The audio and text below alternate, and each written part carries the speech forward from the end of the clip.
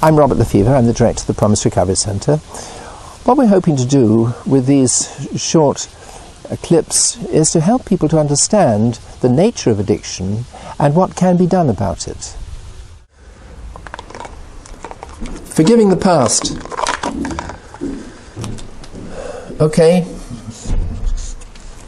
Anyone here totally happy with everything you've ever done in your life? Nor am I. I've done some dreadful things. Addicts do. Horrible things, nasty things, unpleasant things. We do. We try to gloss over them, forget them, minimize them, rationalize them.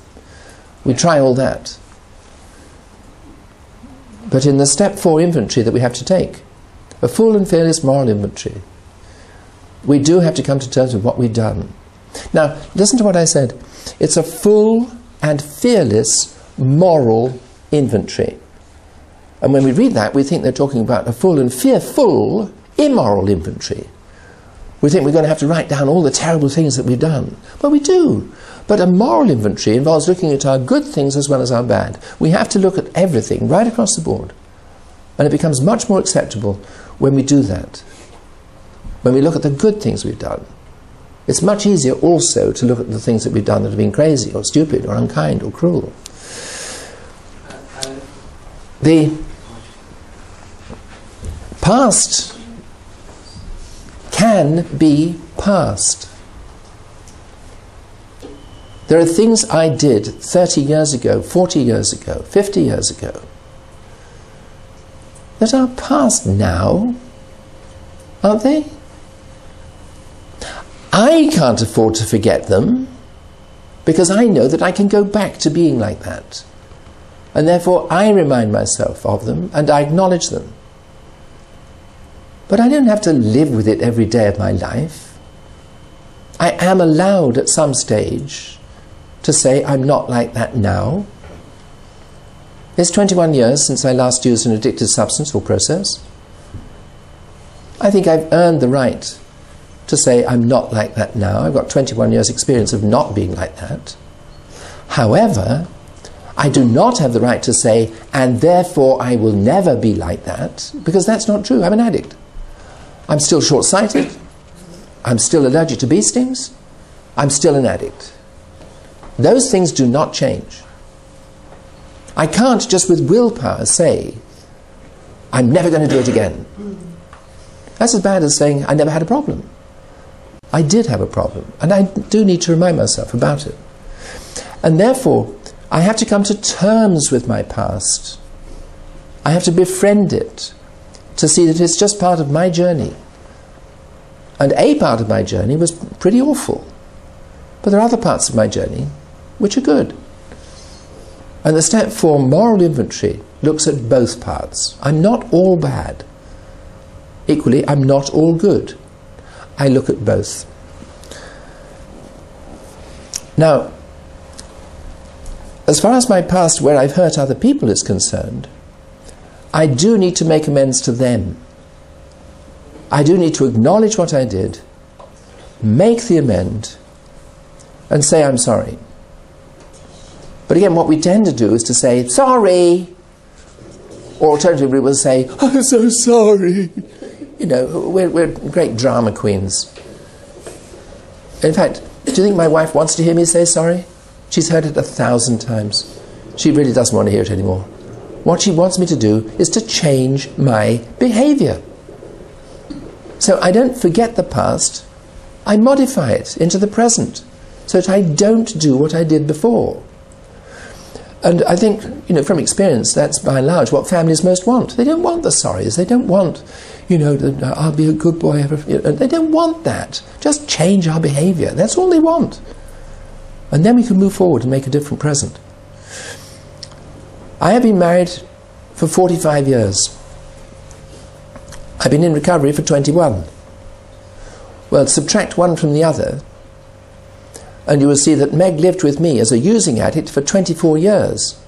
I haven't even got to half time yet. I'm only 21 years in recovery and 24 years in my marriage as a using addict. So So I still haven't even got to half time. You wait till I do. Then. No? No. I just don't want to go back. I'm not going to settle a score. This isn't that sort of concept in life. I don't settle scores. I don't pay people back. I want to change my behaviour regardless of what other people do. I'm responsible for my reactions to other people. If you hit me, I'm not going to hit you back, because I don't hit people. If you're unkind to me, I'm going to be kind back, because I believe in being kind. I am responsible for my reactions. I'm responsible for how I behave, regardless of the provocation. I don't settle scores. I don't want to go back to being the renter mouth and the immediate anger response, and then the justification, and then the apology. And all. I don't want to go back to that. I've had enough of that. I'd rather stay as the person I am now. But I can't stay as the person I am now if I forget the person I used to be. Because that's my natural self. Just as my natural self can't see. This is my normal self. This is artificial. But I need it. I need something artificial to be able to function. And on exactly the same basis, I cannot afford to forget my normal past. And my normal past was belligerent, angry, resentful, mean. That's my normal self. The self that you know is the artificial self, built on going to meetings of the Anonymous Fellowships and working the 12-step program. I find it has healed me of all that inner anger and resentment and depression. It's not there, provided that I do what's necessary by going to meetings and working the steps. That way I can keep the past in the past.